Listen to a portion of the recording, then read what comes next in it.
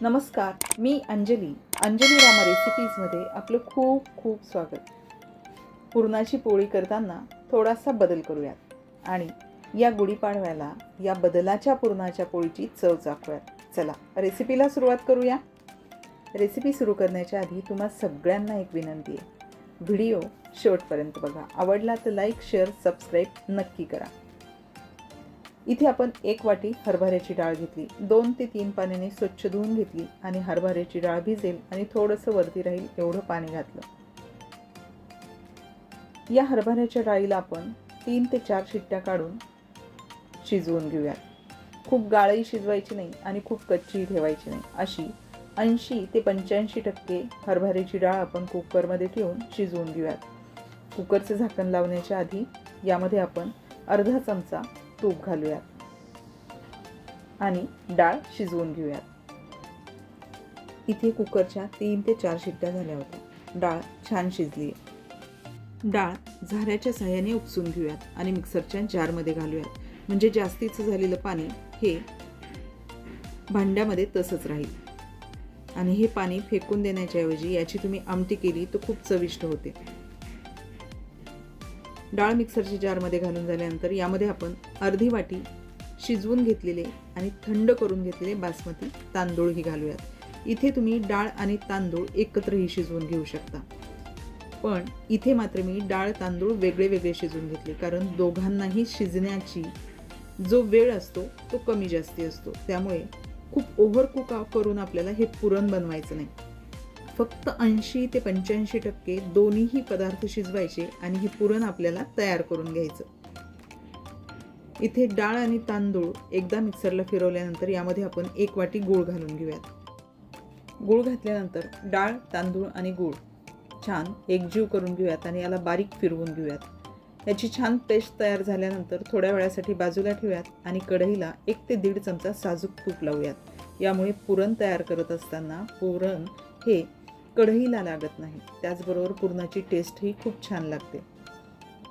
तयार करून घेतलेले हे सारण आपण या कढईमध्ये घालूया आणि यामध्ये आपण अर्धी वाटी गूळ घालूया, 1 वाटी कलपी खडीसाखर घालूया। इथे मी गूळ आणि कलपी खडीसाखर याचा वापर केला। इथे तुम्ही नुसत्या गुळाची किंवा नुसती कलपी खडीसाखर वापरूनही हे पुरण तयार करू शकता।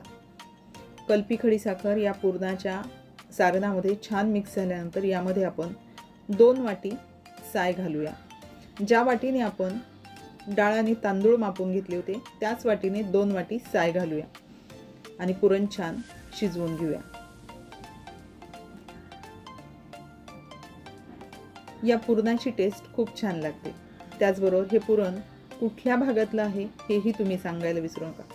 तुमच्याकडे कशा पद्धतीने पुरण करता आणि हे पुरण तुम्ही करून पाहिल्यानंतर तुम्हाला आवडलं की नाही हे कमेंट्स करून नक्की कळवा। पुरणामध्ये गूळ आणि साखर छान विरघळली होती। यामध्ये आपण 2 वाटी साय टाकली।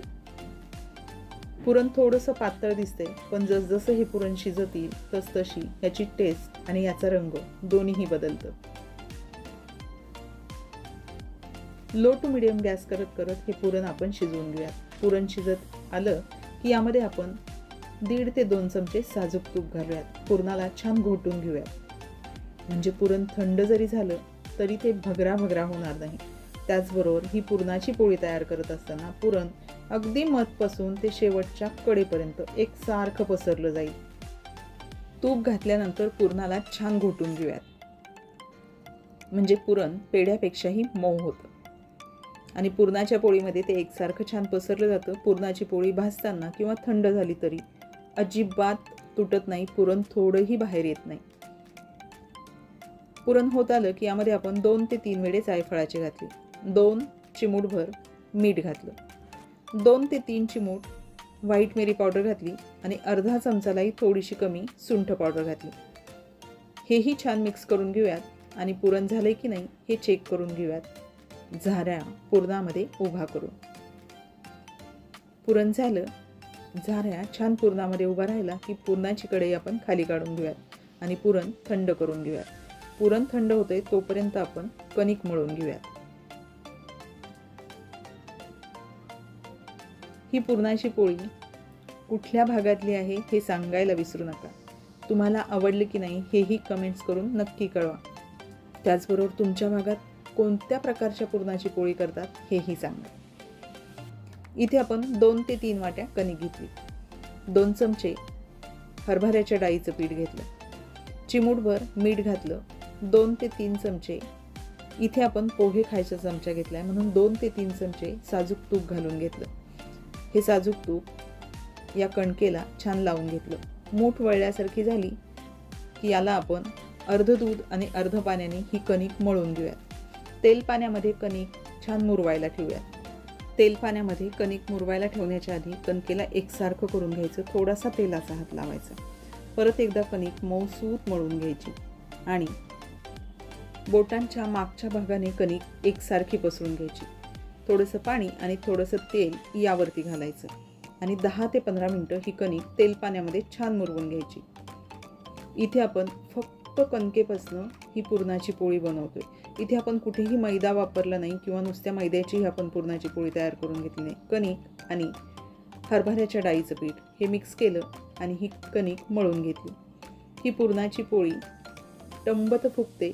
करताना फुटत नाही, भाजतानाही फुटत नाही. त्याचबरोबर ही खूप टेस्टीही लागते आणि पुरणाची पोळी 2 ते 3 दिवस आरामात टिकते. म्हणजे तुम्ही प्रवासातही ही पुरणाची पोळी अगदी सहज नेऊ शकता. गरम असताना आणि थंड झाली तरी या पुरणाची टेस्ट खूप अप्रतिम लागते. हे पुरण तयार करत असताना आणखी एक छोटीशी टीप म्हणजे तुमच्याकडे जर साय नसेल तर तुम्ही इथे दूध पावडर किंवा खवा जरी वापरला तरीही चालेल. इथे माझ्याकडे साय होती म्हणून मी साईमध्ये हे पुरण शिजवून घेतलं. पुरण थंड झाले. कणिक ही छान मुरली गेली.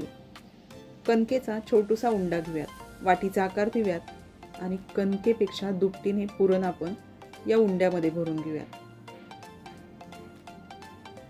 वाटीचा आकार दिल्यानंतर अगदी अलगद 2 बोटांनी हे पुरण या कणकेमध्ये दाबून घेऊयात. अगदी व्हिडिओत दिसते त्या पद्धतीने पुरणपोळीचा उंडा तयार करून घेऊयात. त्याचं तोंड बंद करून तिथेच कणिक ती दुमटून घेऊयात. हाताने एकसारखं करून खालनं वरनं तांदळाची पिठी लावूयात. बोटाच्या साहाय्याने ही पुरणाची पोळी छान पसरवून घेऊयात आणि अगदी हलक्या हाताने लोटाळून फिरवून ही पुरणाची पोळी लाटून घेऊयात. इथे आपली पहिली पुरणाची पोळी तयार झाली. बाकीच्याही पुरणाच्या पोळ्या याच पद्धतीने आपण लाटून घेऊयात. पुरणाची पोळी लाटून झाली आहे. तवाही गरम झालाय. तांदळाची पिठी थोडीशी झटकून काढूयात आणि ही तयार करून घेतलेली पुरणाची पोळी तव्यावरती छान खालनं वरनं तुपावरती भाजून घेऊयात.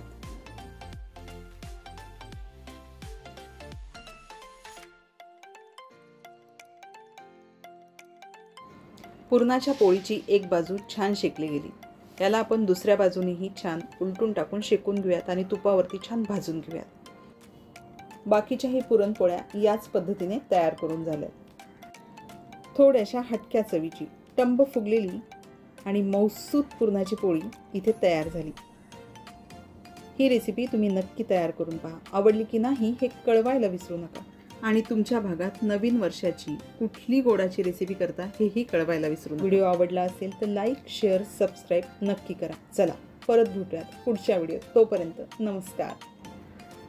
आणि सगळ्यात महत्त्वाचं म्हणजे मराठी नवीन वर्षाच्या तुम्हा सगळ्यांना मनापासून खूप खूप शुभेच्छा.